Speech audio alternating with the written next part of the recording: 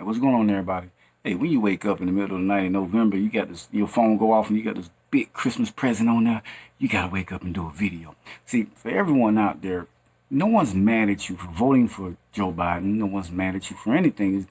It's not a Joe Biden and President Trump thing. It's a my life thing. You know, we're always going to have a president, but do it the right way and let's get the right one in. Your life depends on it. So here you go. As of this time, nobody has been officially declared the winner of the 2020 U.S. presidential election. We recognize that it's not the media's role to declare election winners. And this year, the vote was sufficiently close that in some states there's a recount underway, and in other states there are legal challenges that need to play out.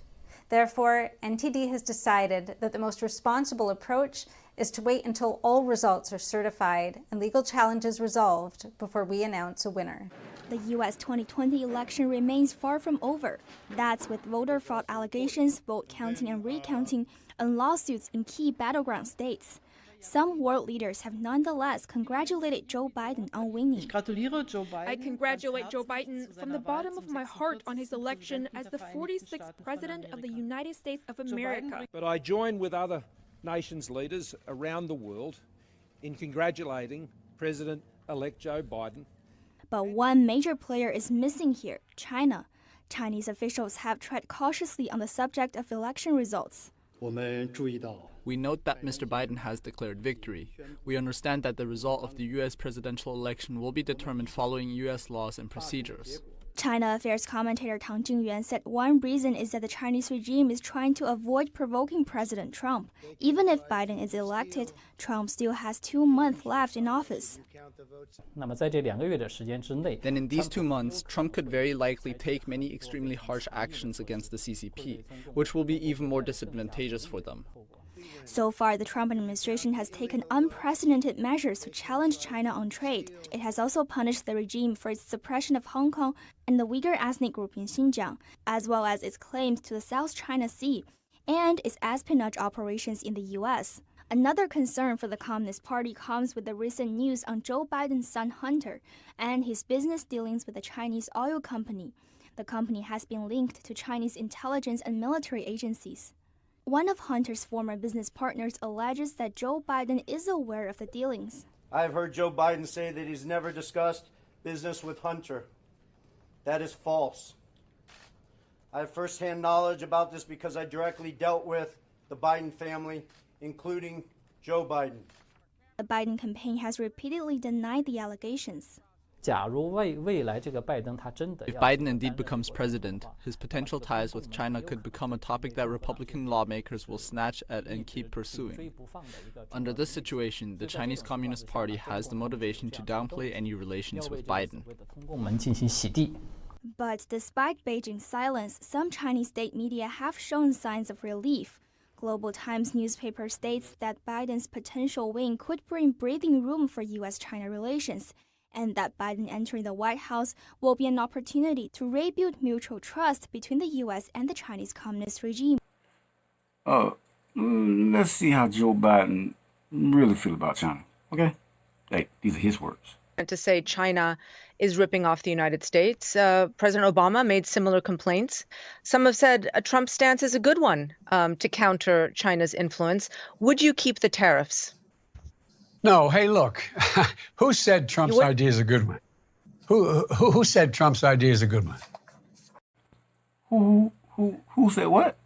Come on. First of all, y'all individuals that did Joe like this, see, you understand that Joe's an elderly man and he won't just one time for all these years being in politics to finally make president that this man would do anything. And you're using that. Come on. The disagreement you got with him is dead wrong. And Bernie Sanders, you should have said something. Because wasn't this supposed to be your time to be president to run for? Oh, okay, but they promised it to Joe already. Then you feel like he don't have that much time left. That's what y'all feel like, see. Let's just be honest, but let's get back to the video. Dominion Voting Systems dominates voting machines. It holds a third of the voting machine market. Its software was used in all the swing states this year, including Georgia, Pennsylvania, Arizona, Michigan, Wisconsin, North Carolina, and Nevada. During a Fox interview over the weekend, former federal prosecutor Sidney Powell pointed out that Senator Feinstein's husband, Richard Bloom, is a shareholder of Dominion Voting Systems. The software company also has ties to House Speaker Nancy Pelosi. Her former chief of staff is one of the lobbyists on the company's first ever lobbying firm. In Michigan, it was partially to blame for the 6,000 miscounted votes in Michigan's Antrim County. A skewed result initially saw Biden as winning the traditionally red county, but when corrected, they found out Trump actually won. The Antrim County clerk, Cheryl Guy, initially attributed the problem to a combination of a software glitch and human error. But just today, county officials backpedaled on the statement, saying the Dominion software had no part in the mistake, now blaming the problem solely on human error. And Michigan wasn't the only state where problems were connected to Dominion. In 2 Georgia counties the night before the election, 2 of the machines crashed. Voters in Morgan and Spalding counties couldn't cast ballots for hours after the crash. Election supervisor for Spalding County said the company uploaded something on the night before Election Day, which is not something that's normally ever done, and it caused a glitch. Nancy, no wonder they trying to move you around, man. You got your head, shoulders, knees, and toes and everything. You know, let me explain something to everybody. Under a republic, there's limitation of law, which is the people are under. Under democracy, there's a group of people that have that, not the people. So when you vote for president, you're not voting for president. You're voting for someone else to vote for president. If that case, they will go by popular vote, right? Now, Democrats and Republicans in the government and politicians are one. They're the same. Now, as citizens, they are different. Democrat, Republican. All right? They work together. They act like they fight so you can fight. Now, they cheated with Bush. Of course they did. They cheated with President Trump in 2016. Yes, they did. And they cheated now. But this is the thing. They cheated for Trump to get in, not Russia. See, how can I get the economy and everything back going? Who can we pick? Can't pick Bill Gates because we ain't messing with him. President Trump, yeah. See, he ain't gonna know what's going on. We can handle him, right? Okay, let's do that because see, we can see what's going on, and then we can say Russia cheated. Yes, but how can we get him to run, y'all? We can get Obama to roast him and humiliate him in front of everybody and say that he can't do it. Oh, somebody like Trump, he'll definitely do it. Let's do that. Then when he's in, you know that he don't connect with the people. You seen that on TV. Women don't like him. They say we racist. Even though that most black people know he racist because they was in his pockets. Oh, yeah, see. Let's do that. Matter of fact, let me show you.